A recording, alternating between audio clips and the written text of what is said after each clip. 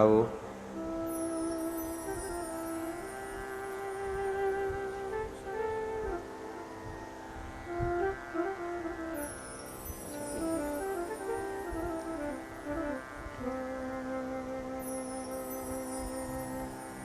છઠ્ઠા દિવસના બીજા સત્રમાં થોડી મંગલ યાત્રાઓ કરીએ,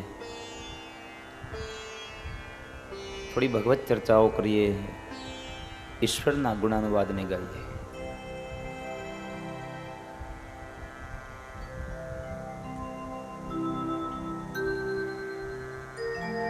સવારના સત્રને વિરામ આપ્યો એ સમયે છેલ્લે ભગવાન શ્રી કૃષ્ણએ યમુનાના કિનારે અક્રૂરજી મહારાજને દર્શન આપ્યા. એ કથા કરી અને કથાના સત્રને વિરામ આપ્યો. વ્રજવાસીઓ પાસેથી ભગવાને વિદાય લીધી. એની કથા.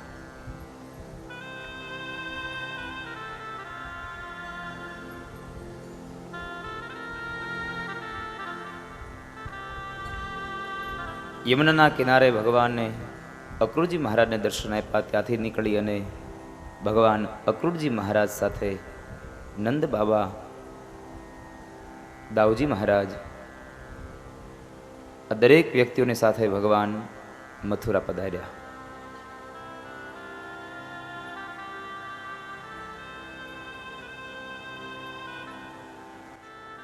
ભગવાન મથુરા પધાર્યા અને મથુરાની બહાર એક બગીચામાં ભગવાનને ઉતારો આપ્યો.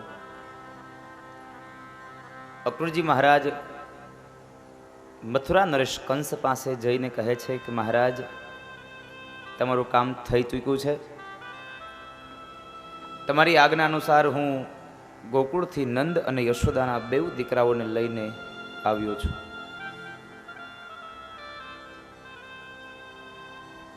બે દીકરાઓને લઈને આવ્યો છે. પ્રશ્નને સાંભળી અને વાતને સાંભળી કંસ કહે છે ક્યાં? એને તમે લઈને આવ્યા તો ઉતારો ક્યાં આપ્યો? મહારાજ, બહાર બગીચાની અંદર મેં એમને ઉતારો અપાવ્યો છે. કંસ કહે છે કે તમને કઈ ખબર પડે છે કે નહીં?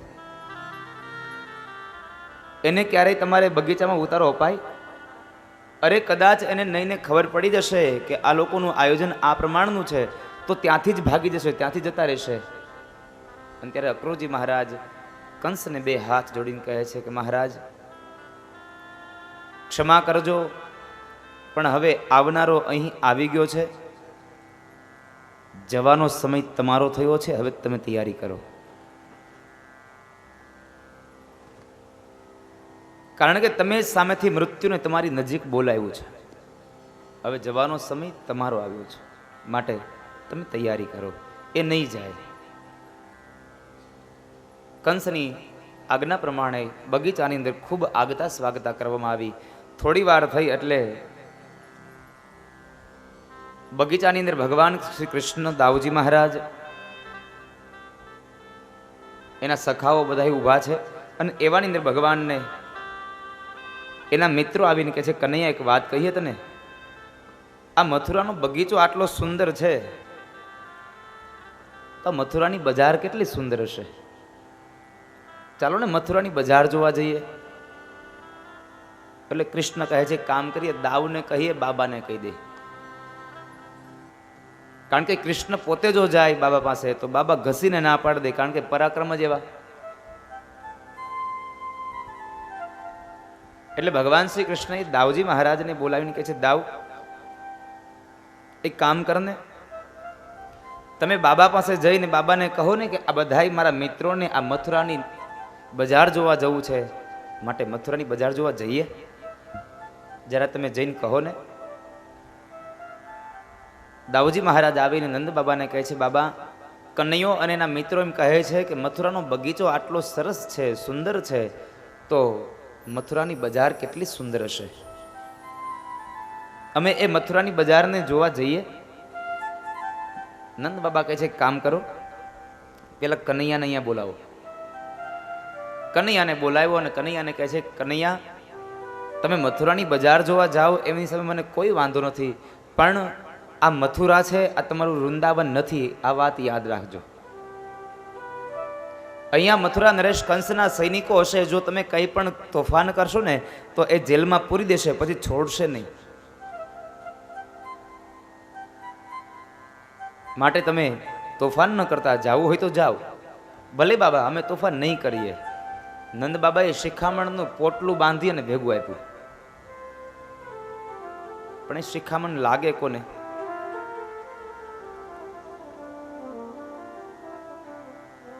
ભગવાન શ્રી કૃષ્ણ, દાઉજી મહારાજ અને સખાઓ નીકળ્યા છે. મથુરાની બજારમાં હજી ટોળી પસાર થઈ, હજી તો એની શહેરમાં આમ પ્રવેશ કર્યો, અને એ જ સમયે આ દરેક ગોવાળોએ ભગવાન વૃંદાવન વિહારી લાલનો જય હો, વૃંદાવન વિહારી લાલનો જય હો કરી દીધી શરૂઆત. મથુરાના લોકોના કાન ચમકી ગયા. અમારા મથુરાની અંદર મથુરા નરેશ કંસનો જય હો મુખ પડતું, અને આ વૃંદાવન વિહારી લાલનો જય આ હું. દરેક વ્યક્તિઓ બહાર આવીને જોવા લાગ્યા, આ કોણ? ત્યાં તો ખબર પડી, ઓહો આ તો પેલો ગોકુળ વાળો આવ્યો છે, માખણનો ચોર આવ્યો છે. મથુરાની સ્ત્રીઓને ખબર પડી, એટલે મથુરાની સ્ત્રીઓ એ કૃષ્ણના સ્વાગત માટે પોતાના ઘરની મેડીની અંદર ઝરૂખામાં ઊભી રહી, અને કોઈક મથુરાની સ્ત્રી એ ટોળી નીકળે તો છાશ રેડે છે, કોઈક માખણ રેડે, કોઈ દહીં રેડે છે, કોઈ અબીલ ગુલાલ રેડે, કોઈ હળદર છાંટે છે.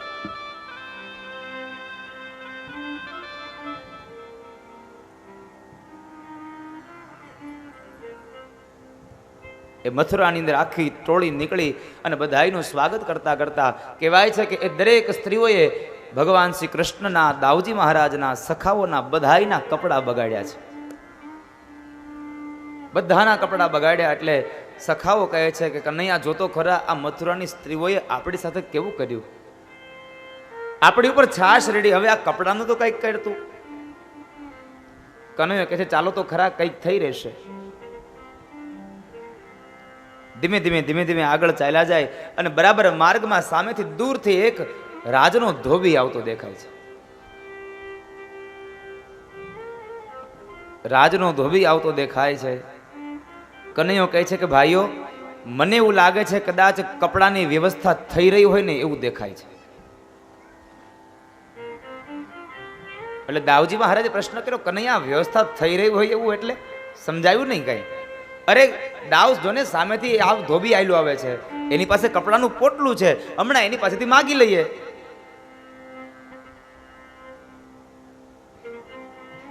અને બરાબર ધોબી નજીક આવ્યો. ધોબી નજીક આવ્યો એટલે દાઉજી મહારાજ, ભગવાન કૃષ્ણ, ગોવાળો બધાની પાસે પહોંચી ગયા. ચારે બાજુ ગોવાળો ગોઠવાઈ ગયા, અને વચની અંદર ધોબી અને ભગવાન કૃષ્ણ અને દાઉજી મહારાજ.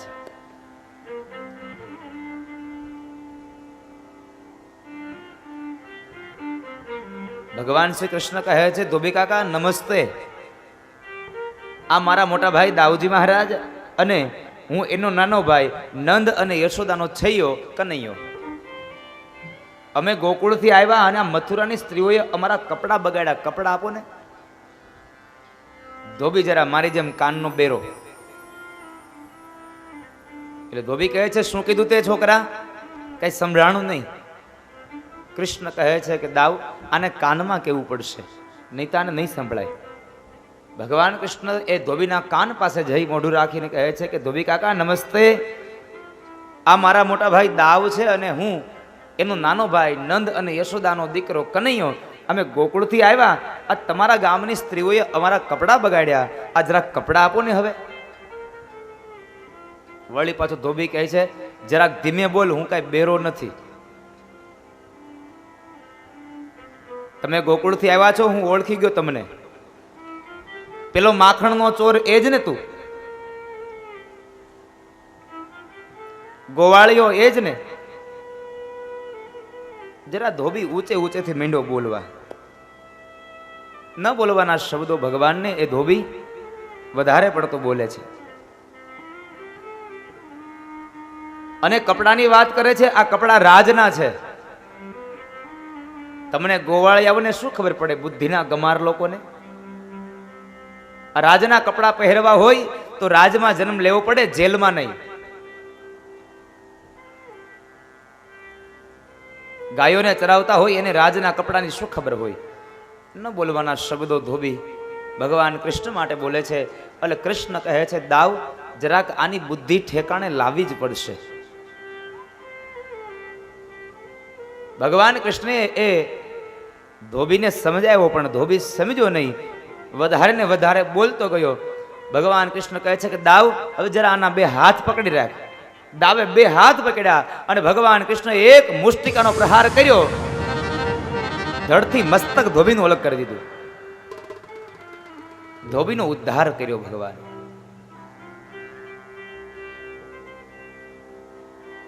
ધોબીનો ઉદ્ધાર કર્યો છે.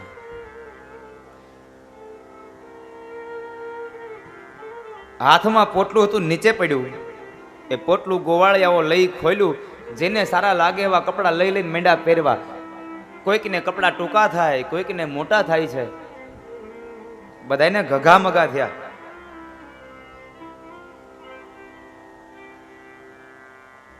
એટલે ગોવાળિયાઓ ભગવાન કૃષ્ણ કહે છે કે કનૈયા, આ કપડાની વ્યવસ્થા થઈ, પણ કપડાઓ જરાક ફિટિંગ કરાવવા પડે એમ લાગે છે, માપમાં કરાવવા પડશે. આનું કંઈક કર ને. ભગવાન કૃષ્ણ કહે છે જરા આગળ ચાલો, હમણાં કંઈક એકાદી દુકાન તો આવશે જ ને. જ્યાં આગળ ચાલે ત્યાં જ બરાબર સામે દરજી કાકાની દુકાન આવી. દરજી કાકાની દુકાન આવી એટલે કનૈયો કહે છે ચાલો ભાઈઓ, હવે એ પણ વ્યવસ્થા થઈ ગઈ છે. દરજી કાકા પાસે ગયા. દરજી કાકાને જઈને વંદન કર્યા. નમસ્તે દરજી કાકા, આ મારા મોટા ભાઈ દાવ અને હું એનો નાનો ભાઈ કનૈયો, અમે જરાક કપડાં લાવ્યા પણ જરાક મોટા થાય છે, માપના કરી આપો ને. દરજી કાકાએ કાંઈ આનાકાની ન કરી, કારણ કે હમણાં જ જોયું ધોબી જરાક અવળો હાલ્યો એટલે દરજી કાકાએ એક પણ જાતની હાનાકાની ન કરી. લાવો લાવો હમણાં જ કરી દઉં, જરાય વારે ન લગાડું. નહીં ને કદાચ હું હાનાકાની કરું અને મારું અષ્ટોત્તમ કેશવમ થઈ જાય. બધાયના કપડા સૌના ગોવાળિયાઓના માપના કરી દીધા અને બધાય ગોવાળિયાઓ માપના કપડા પહેરી લીધા. બધાય પોતપોતાના કપડાઓ પહેરીને ભગવાન કૃષ્ણને કહે છે કે કનૈયા જોતો હું કેવો લાગુ, હું કેવો લાગુ. કનૈયો કહે છે તું તો એલા વરાજા જેવો લાગે છે, તારા તો લગ્ન કરવા પડશે. બધાયને પોતપોતાના કપડા આપી અને દરજી કાકાને કહે છે દરજી કાકા તમને કેટલા પૈસા આપવાના. દરજી કાકા કે અરે બબડું, તમારી પાસે પૈસા લેવાના હોય? હવે આની પાસે પૈસા માગીએ ને નહીં ને કદાચ અરે તમારે પૈસા ન આપવાના હોય એવું ન ચાલે. દરજી કાકા પૈસા માગે, કેટલા થાય? બહુ ભગવાને આગ્રહ કર્યો એટલે દરજી કાકા કહે છે કામ કરો, એક જભાનો એક આનો આપો અને પાયજામાના બે આના આપી દો. જભાનો આનો અને પૈજામાના બે આના. કનૈયો કહે છે દરજી કાકા બહુ સસ્તું રાખ્યું તમે તો, પણ કઈ વાંધો નહીં, આ સમય પ્રમાણે તમે આટલું લઈ લ્યો. 2017ની સાલમાં કપડા કરતા તમારી સિલાઈ મોંઘી થઈ જશે.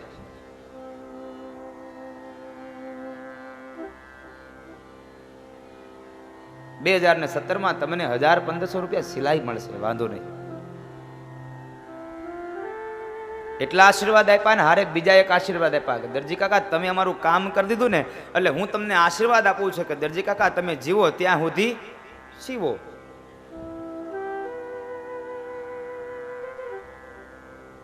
અને આમ પણ તમે જોજો દરજી ગમે તેટલા મોટી ઉંમરના થાય ને, પેલું સંચો ચલાવતા હોય ને પછી એમાં જો બરાબર પેલો દોરો તૂટી જાય એટલે એને દોરો પોરવો હોય એટલે 70 વર્ષના કદાચ દરજી હોય તો એને 1 સેકન્ડ માત્ર લાગે.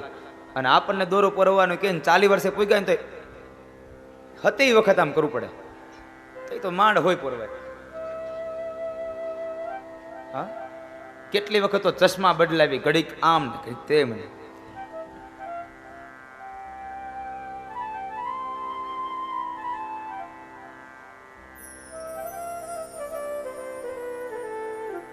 દરજી કાકાને આશીર્વાદ આપ્યા કે જીવો ત્યાં સુધી સીવો. ત્યારબાદ ત્યાંથી નીકળ્યા એટલે વળી પાછો એક ગોવાળિયો કહે છે કનૈયા કપડા બહુ સારા છે પણ ગળાની અંદર માળા નથી, આ માળા વગરના બહુ ખરાબ લાગીએ છે. માળા વગરના બહુ ખરાબ લાગીએ છીએ. અને એવાની અંદર બરાબર સુદામા નામના એક માળી સામે મળ્યા અને ભગવાને એની પાસે માળાઓ માગી. ભગવાનને પુષ્પની માળાઓ પહેરાવી અને ભગવાને એ સુદામા માળી ઉપર અનુગ્રહ કર્યો છે, એના પર કૃપા કરી ભગવાને. ત્યારબાદ ત્યાંથી આગળ નીકળે એટલે વળી પાછો એક ગોવાળિયો કહે છે, કનૈયા તને ખબર છે, સારા કપડાં મળ્યા, સારી માળાઓ મળી, પણ આ બધું રૂડું શેનાથી લાગે? કપાળમાં તિલક હોય ને તો. હવે તિલક તો છે નહીં, આ કપાળમાં તિલક વગરના એવા ખરાબ લાગે. કનૈયો કહે છે, ગોવાળ તારી વાત સાચી છે સખાઓ, કપાળમાં તિલક નથી, તિલક વગરના બહુ ખરાબ લાગે છે. હજી તિલકની વાત કરે છે ત્યાં બરાબર મથુરાના રાજમહેલની એક દાસી શૈરેન્દ્રી કેસરવાળું ચંદન બનાવી અને લઈને જાય છે. આ શૈરેન્દ્રી બરાબર આખા શરીરમાં 3 જગ્યાએથી વાંકી વળી ગયેલી. એટલે મથુરાના દરેક લોકો એને કુબડી કુબડી કહીને બોલાવે, એ કુબજા, એ કુબજા. મથુરાના લોકો એને કુબડી કુબડી કહીને બોલાવે અને એવાની અંદર બરાબર એ ચંદનને લઈને નીકળીને ભગવાનને ખબર પડી. ભગવાન કહે છે, એ રૂપ સુંદરી ઊભી રે. હવે આખું ગામ એને કુબડી કહે, ભગવાન એને રૂપ સુંદરી કીધી. ભગવાનનો રૂપાની ઘંટડી જેવો અવાજ સાંભળી અને કુબજા તો ઊભી જ રહી ગઈ, એકદમ ઊભી રહી ગઈ. કૃષ્ણ આવીને કહે છે, ક્યાં જા છે તું? અરે આ કેસરવાળું ચંદન લઈ અને મહેલમાં જાઉં છું, રાજાને આપવા જાઉં છું. ભગવાન કૃષ્ણ કહે છે કે મૂકી તારા રાજાને એક બાજુ અને આ ચંદન આપ અમને. આ ચંદનના સાચા અધિકારી તો અમે છીએ, આની જરૂર અમારે છે. પણ ભગવાનનો અવાજ એવો સાંભળો મીઠો, રૂપાની ઘંટડી જેવો. એટલે કુબજાના હાથમાં કેસરયુક્ત ચંદન હતું. એ કેસરયુક્ત ચંદન એ કુબજાએ, એ શૈરેન્દ્રીએ ભગવાન કૃષ્ણને આપ્યું. ભગવાને કપાળમાં તિલક કહ્યું અને એ ચંદનનું તિલક કરતા ભગવાનને શીતળતા અને સૌંદર્યતા બેય મળી. ભગવાન કહે છે કે જે મને શીતળતા અને સૌંદર્યતા આપે એને હું કુબડી કેમ રહેવા દઉં? અને એ જ સમયે ભગવાને પોતાના 2 પગના અંગૂઠાથી એ શૈરેન્દ્રના 2 પગના અંગૂઠા દબાવ્યા અને 2 હાથ પકડી અને એક મચરકી મારીને તો આકાશમાંથી અપ્સરા ઉતારી હોય આવું સ્વરૂપ શૈરેન્દ્રને આપ્યું. થોડા ચંદન કારણે મેં રૂપ આપ્યા પાર, થોડા ચંદન કારણે મેં રૂપ આપ્યા પાર, અર્જુન સુનો ગીતા સાર, પાંડવ માન જોડે. આ કુબજા એટલે આધ્યાત્મિક અર્થ બતાવે છે. મારી ને તમારી બુદ્ધિ, બુદ્ધિ સુંદર હોવી જોઈએ, બુદ્ધિમાં દોષ ન હોવા જોઈએ. બુદ્ધિમાં 3 પ્રકારના દોષ હોય એટલે કુબડી બને છે. કામ, ક્રોધ અને લોભ, આ 3 વસ્તુઓ આ બુદ્ધિમાં પડે એટલે બુદ્ધિ કુબડી બને છે. પણ બુદ્ધિ તો ઈશ્વરમય બનવી જોઈએ. કામ, ક્રોધ અને લોભ વગરની બુદ્ધિ ભગવાનમય બને એટલે એ કુબજા સુંદર બને, સૌંદર્ય બને. આધ્યાત્મિક અર્થ એ કુબજા એ મારી અને તમારી બુદ્ધિ છે. બુદ્ધિને ઈશ્વરમય બનાવો, કૃષ્ણમય બનાવો. ત્યારબાદ ત્યાંથી ભગવાન નીકળ્યા છે અને જે જગ્યાએ ધનુષ્ય યજ્ઞ ચાલે છે, બ્રાહ્મણો વેદ મંત્રોના ઘોષ કરે છે, ત્યાં આગળ આવ્યા છે. અને જે યજ્ઞનું ધનુષ્ય છે એનું રક્ષણ કરવા માટે જે સૈનિકો ઊભા છે એની સાથે ભગવાન શ્રી કૃષ્ણએ યુદ્ધ કર્યું છે. ત્યાં આગળ ભગવાને એની સાથે ઝઘડો કર્યો, એની સાથે લડાઈ કરી અને એ લડાઈમાં અનેક એવા સૈનિકોને માર્યા છે. કોઈકના હાથ તોડી નાખ્યા, કોઈકના પગ તોડ્યા, કોઈકના કપડાં ફાડી નાખ્યા, કોઈકના કપાળ ફોડ્યા. અને બધાની સામે ભગવાન કૃષ્ણએ જે ધનુષ્ય છે એ બ્રાહ્મણોની સામે એ ધનુષ્યના 2 ટુકડા કર્યા છે.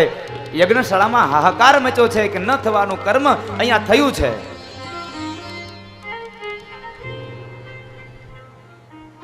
ન થવાનું કર્મ અહીંયા થયું.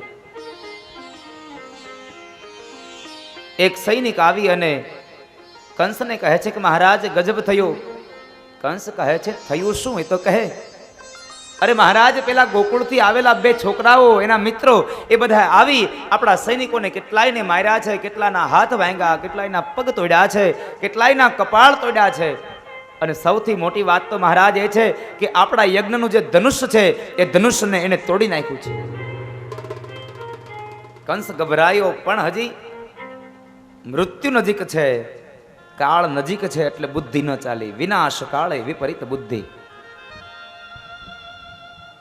કંસનો વિનાશ છે એટલે બુદ્ધિ ન ચાલી કે નાના છોકરાઓએ મારા યજ્ઞનું ધનુષ્ય તોડી નાખ્યું તો કદાચ હવે મને પણ એ તોડી નાખશે. એની બુદ્ધિ ન ચાલી. છતાં પણ શું કહે છે કે જાઓ બગીચામાં જઈ અને એના બાપાને કહેજો, નંદરાયને કહેજો કે છોકરાઓ તો આવું બધું કર્યા કરે, એમાં તમે ડરી જતા નહીં તો હમણાં ભાગી જશે, જતા રહેશે.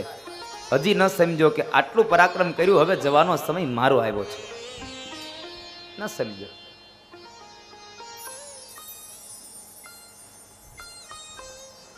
આ બાજુ ભગવાન શ્રી કૃષ્ણ, દાઉજી મહારાજ, સખાઓ જે કપડાં પહેરીને ગયા હતા એ કપડાં નથી પહેર્યા, જે કપડાં પહેરીને આવ્યા છે એ ફાટી ગયેલા છે. બગીચામાં આવ્યા નંદ બાબાએ બધાની દશા જોઈ. એ દશાને જોઈ અને નંદ બાબા કહે છે, કનૈયા શું છે આ બધું?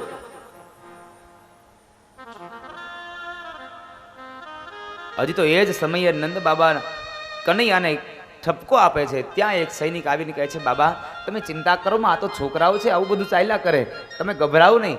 મહારાજ કંસે કીધું છે કે છોકરાઓ આવું બધું કર્યા કરે.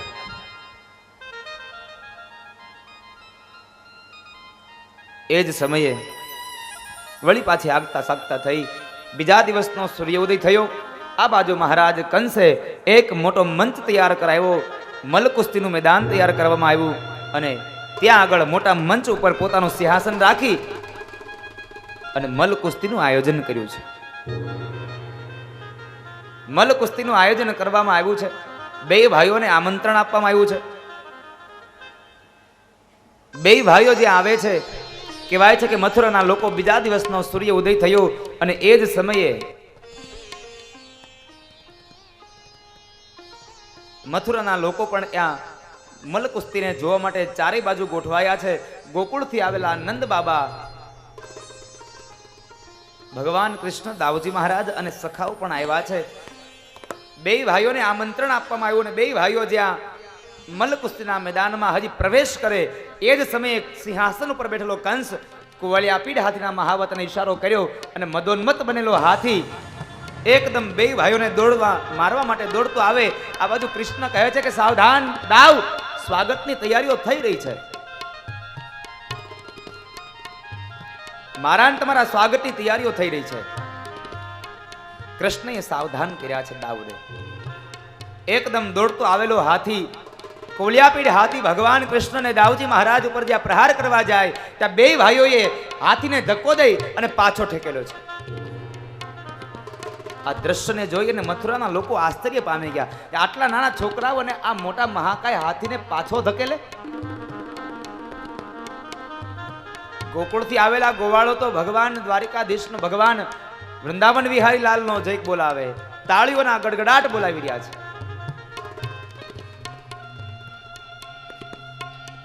નંદ બાબા થોડાક મૂંઝાયા છે કે મારા દીકરાઓ સાથે આવું. વળી પાછો કોલિયાપીઠ હાથી આવે, મહાવત જે ઉપર બેઠો બેઠો એને અંકુશ દ્વારા એને મારવા માટે પ્રયાણ કરાવે. કહેવાય છે કે બે ભાઈઓએ થોડી વાર એ કોલિયાપીઠ હાથી સાથે યુદ્ધ કર્યું અને ત્યારબાદ કોલિયાપીઠ હાથીના જે બે દાંત છે એ ભગવાન શ્રી કૃષ્ણએ એક બાજુનો દાંત અને એક બાજુનો દાંત દાઉજી મહારાજે મૂળમાંથી ખેંચ્યા છે. રક્તની ધારાઓ થઈ અને એ જ સમયે દાઉજી મહારાજે પોતાની મુષ્ટિકાનો પ્રહાર જ્યાં કોલિયાપીઠ હાથીના મસ્તકમાં કર્યો, એ મહાકાય હાથી ધરતી પર પડ્યો અને જ્યાં મહાવત દોડવા જાય ભગવાન કૃષ્ણે પકડી અને એનો પણ ઉદ્ધાર કર્યો અને ગોકુળવાસીઓ બોલવા લાગ્યા છે, બોલીએ દાઉજી મહારાજ કી જય, વૃંદાવન વિહારી લાલ કી જય.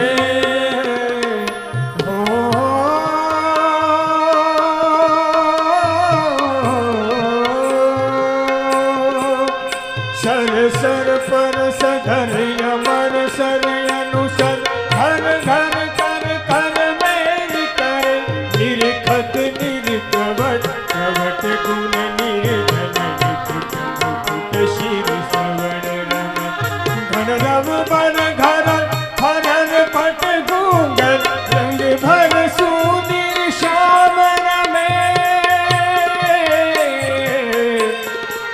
ભર સુંદર શ્યામ રમે રમે રમે રમે રમે. એ જ સમયે બરાબર કુવલ્યાપીઠ હાથીનો વધ થયો, મહાવતનો વધ થયો. એ દ્રશ્યને જોઈ શલ અને તોષલ બેઉ સમજી ગયા કે હવે આની સાથે યુદ્ધ ન કરાય.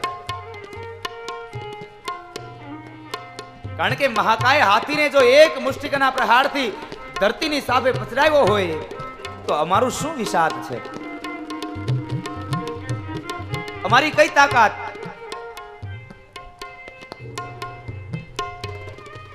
શલ અને તોષલ સમજી ગયા પણ ચાણૂર અને મુષ્ટિક ન સમજ્યા છે.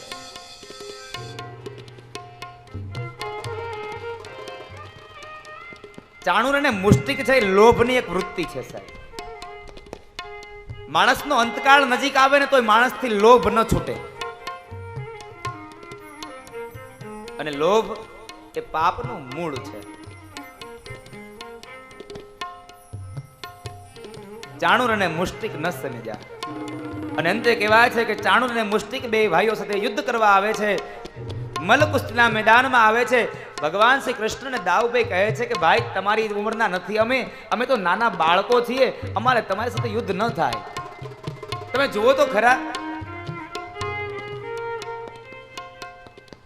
પણ ચાણૂર અને મુષ્ટિક કહે છે કે તમે ઉંમરમાં ભલે નાના રહ્યા પણ બળમાં બહુ મોટા છો, માટે યુદ્ધ તો કરવું જ રહ્યું. ભગવાન કૃષ્ણ કહે છે કે ભાઈ રહેવા દ્યો ને, અમે તમારી ઉંમરના નથી, અમારા તમારી સાથે યુદ્ધ ન થાય.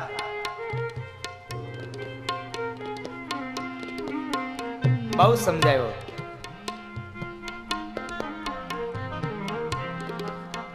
છતાં પણ એ ચાણૂર અને મુષ્ટિક ન સમજ્યા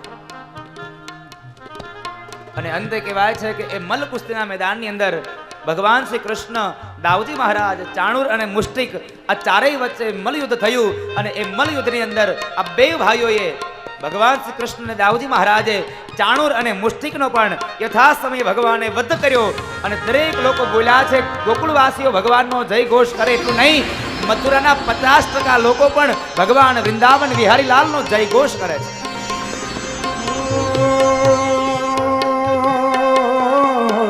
ગણસિંગા ભાગે સૂતા જાગે, કાયર ભાગે કામ પડે, ધમધમતી ધરતી ખોજુ પરથી, વિનાશ કરતી તેગ વડે.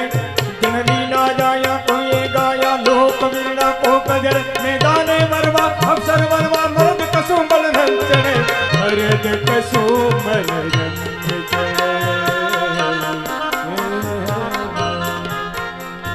ચાણૂર અને મુષ્ટિકનો વધ થયો. મથુરાના લોકો કહે છે કે કદાચ આજ હવે કંસનું રાજ્ય પૂરું થશે. કંસના પાપમાંથી, કંસના ત્રાસમાંથી આજ કદાચ મથુરા મુક્ત બની જશે.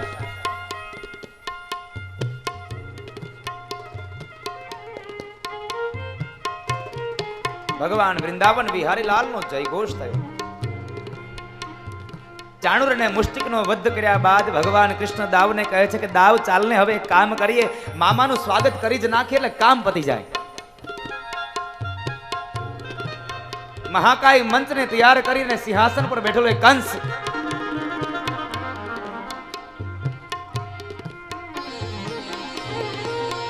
કંસ બરાબર સિંહાસન પર બેઠો છે. બે ભાઈઓ મલ્લકુસ્તીના મેદાનમાંથી દોડ્યા છે અને એકદમ મંચ ઉપર ચડ્યા છે.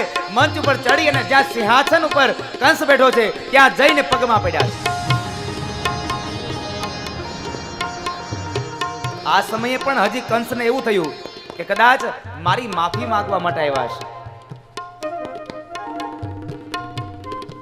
મારી માફી માંગવા માટે આવ્યા છે. કારણ આ મલોને જોયા છે ને તો કદાચ ડરી ગયા છે એટલે મારા પગમાં પડ્યા છે. પણ નહીં, મહાપુરુષો કહે છે કે કાળ આવે ત્યારે સૌપ્રથમ પગ પકડે છે.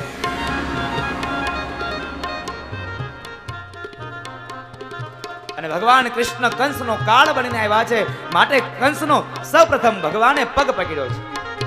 બે ભાઈએ એક એક પગ પકડી અને સિંહાસન ઉપરથી મંચ પર ઢસડી લાવ્યા.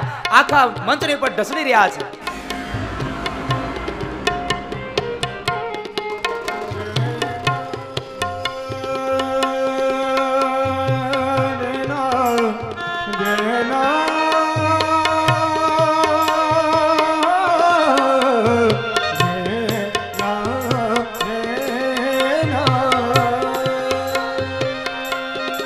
મંચ ઉપર ઢસડી રહ્યા છે ને એ સમય બરાબર મથુરાના લોકોને ખબર પડી કે કદાચ હવે કંસનું રાજ્ય જશે અને અમારા મથુરામાં કૃષ્ણનું રાજ્ય સ્થપાશે.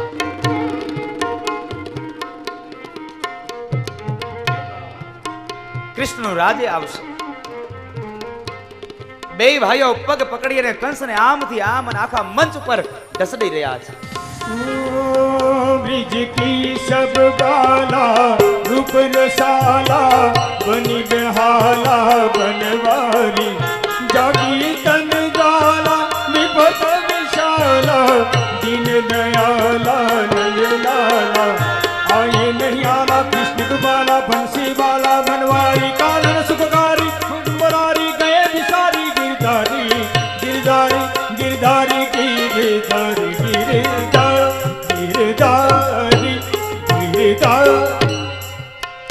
અને બરાબર એ મંચ ઉપર જ્યારે ઢસડી રહ્યા છે અને હવે કંસને પોતાનો કાળ નજીક દેખાય છે. પોતાનું મૃત્યુ સામે દેખાયું. પગના ભાગ ઉપર દાઉજી મહારાજ બેઠા છે અને છાતીના ભાગ ઉપર કૃષ્ણ આવીને બેઠા. સામે મૃત્યુ દેખાયું અને અંત સમયે ભગવાન કૃષ્ણએ એક મુષ્ટિકાનો પ્રહાર જ્યાં કંસના મસ્તકમાં કર્યો. કંસનું પ્રાણ પંખેરું ઉડ્યું. આકાશમાંથી દેવતાઓએ પુષ્પની વૃષ્ટિ કરી. મથુરાના લોકો, વૃંદાવનના લોકો ભગવાનનો જય ઘોષ કરે.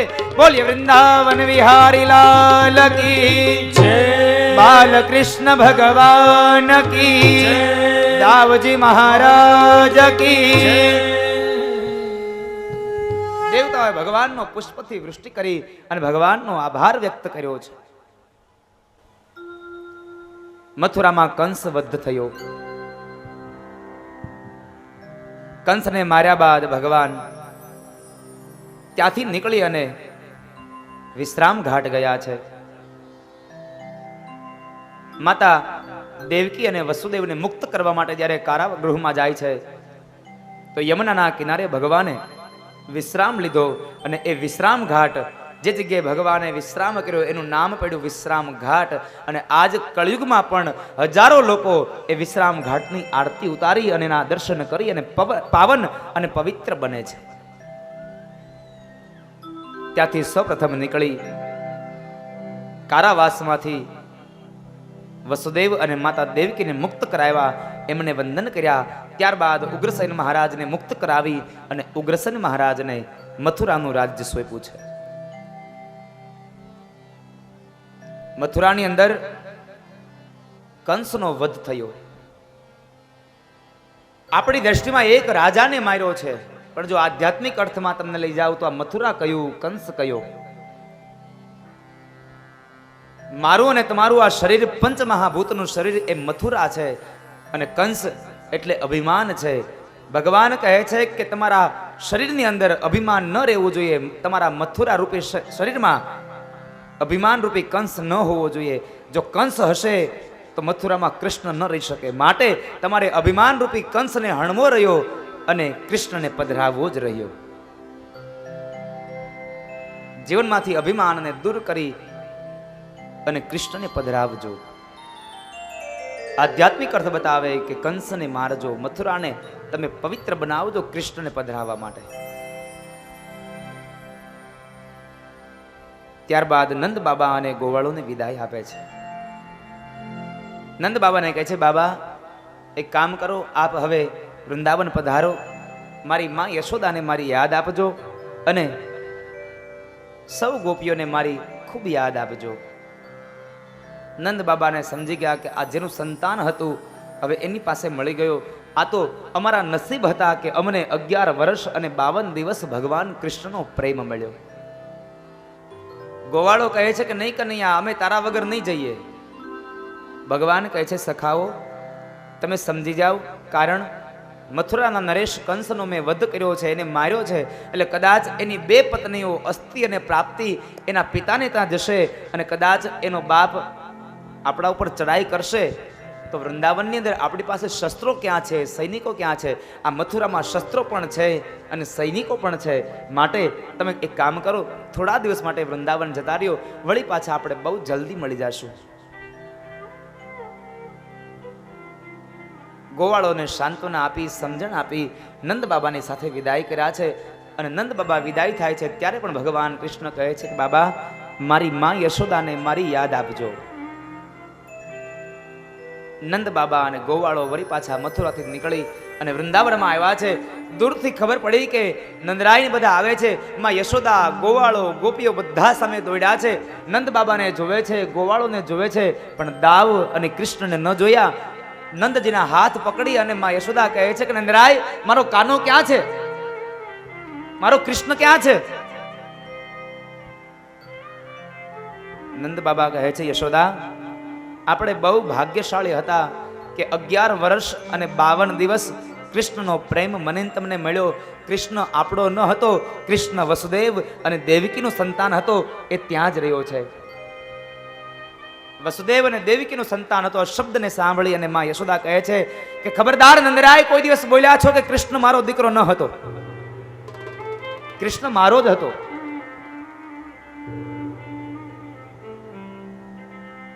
ક્યાં છે? નંદરાય કહે છે કે યશોદા, આમ અધીરા ન બનો. જ્યાં સુધી પ્રારબ્ધ હતું ત્યાં સુધી તમે ભેગા રહી શકા. કૃષ્ણ હવે વૃંદાવન નથી આવ્યા, એ તો હવે મથુરા રોકાયા છે. મથુરા નરેશ કંસનો એમણે વધ કરી ઉગ્રસેન મહારાજને રાજગાદી સોંપી દઈ અને તેઓ મથુરામાં જ રહ્યા છે. કૃષ્ણ નથી આવ્યા એ શબ્દોને સાંભળી અને માં યશોદાની આંખમાં અશ્રુની ધારાઓ વહી, ગોપીઓની આંખમાં અશ્રુની ધારાઓ વહી. એક ગોપી બોલે છે કે શું કૃષ્ણ હવે આપણને મળવા નહીં આવે? શું એ કૃષ્ણ આપણને ભૂલી ગયો?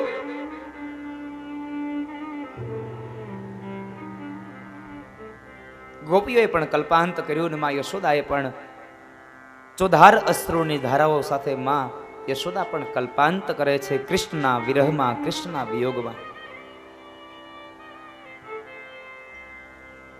થોડો સમય વ્યતીત થયો એટલે વસુદેવજી મહારાજે ભગવાન શ્રી કૃષ્ણ અને દાવજી મહારાજ બેવને સાંદીપની ઋષિના આશ્રમમાં ભણવા બેસાડ્યા છે.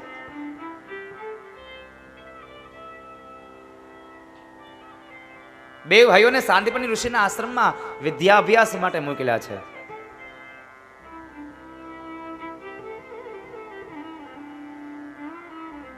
સહજ 4 વેદ જેના શ્વાસ છે એ સ્વયં કૃષ્ણ પોતે સાંદીપની ઋષિના આશ્રમમાં ભણવા ગયા છે. ભગવાન પણ કહે છે કે જ્યારે હું મનુષ્ય અવતાર ધારણ કરીને આવું છું ત્યારે મારે પણ ગુરુના ગૃહે જઈ, આશ્રમમાં જઈ અને વિદ્યા અભ્યાસ મેળવવો પડે છે. ત્રેતાયુગની અંદર ભગવાન રામચંદ્રજી મહારાજનું પ્રાગટ્ય થયું અને એ સમયે ભગવાન વશિષ્ઠ મહારાજના આશ્રમની અંદર વિદ્યાભ્યાસ માટે ગયા છે. ગુરુ ગૃહ ગયવું પઢન રઘુરાય, અલ્પકાલ સબ વિદ્યા પાઈ. સહજ શ્વાસ જેના 4 વેદ છે એ પણ વિદ્યાભ્યાસ માટે જાય છે. ગુરુ ગૃહે જઈ અને ભગવાન હરિએ ગુરુનો મહિમા વધાર્યો છે. ચાહે એ વિદ્યાભ્યાસનો ગુરુ હોય તો પણ ભલે, અને ચાહે એ જીવનનો ગુરુ હોય તો પણ ભલે. ગુરુ વગર મને તમને આ ભવસાગર પાર ન પામી શકાય. રામચરિત માનસમાં ગોસ્વામી કહે છે, ગુરુ બિન ભવ નિધિ તરઈ ન કોઈ. ગુરુ વગર હું અને તમે આ ભવસાગરને પાર ન પામી શકીએ બાપ.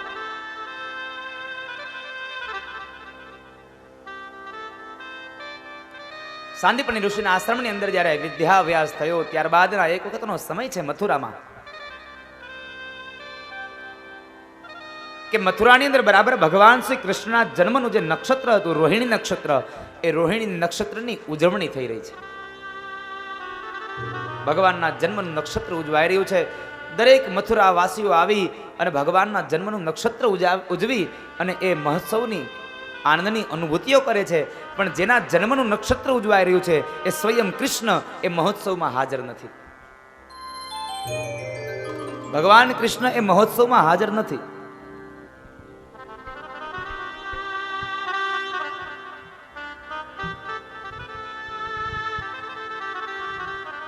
મહોત્સવમાં જ્યારે હાજર નથી અને એ સમયે ભગવાનના અંતરંગ સખા એવા ઉદ્ધવજી મહારાજ ત્યાં આવે છે. ઉદ્ધવજી મહારાજ આવે છે, ભગવાન કૃષ્ણને શોધે છે.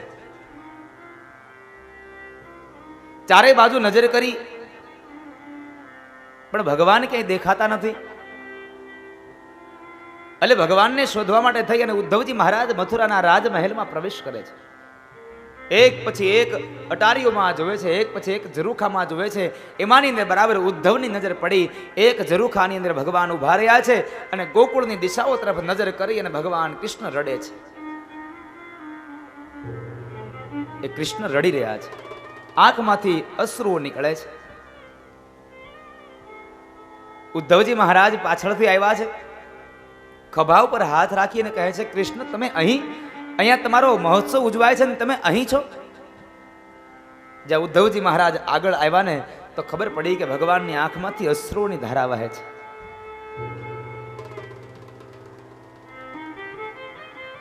આંખમાંથી અશ્રુઓની ધારાઓ વહે છે.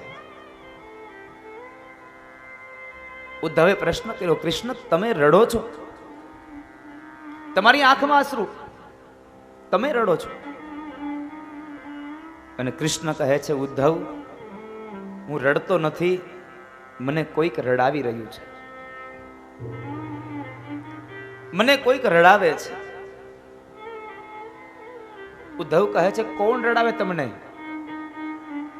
ત્યારે કૃષ્ણ કહે છે, ઉદ્ધવ આજ મને મારા ગોકુળની યાદ રડાવે, મારી માં યશોદા રડાવે, મારી ગોપીઓની યાદ રડાવે, મારી ગાયોની યાદ આવી અને અંતે મારી રાધાની યાદ આવી છે.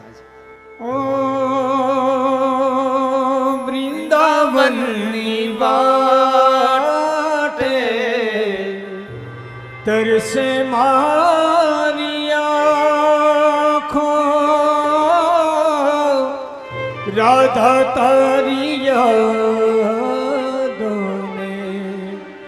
આવી છે પાખો. વૃંદાવનની વાટે તરસે મારી આંખો, રાધા તારી યાદોને આવી છે પાખો, જાણે આવી છે પાખો. રાધા તારા ઘરના પડઘા પડે છે, મારા હાથમાં મારી બંસરી રૂહે છે. રાધા હું પુકારું મથુરા નગરીમાં, મને મારી રાધા વિના સોનું સોનું લાગે. હજારો છે રાણી છતાં રોજ સાંજે રાધિકાની યાદો મને કાંટા જેમ વાગે.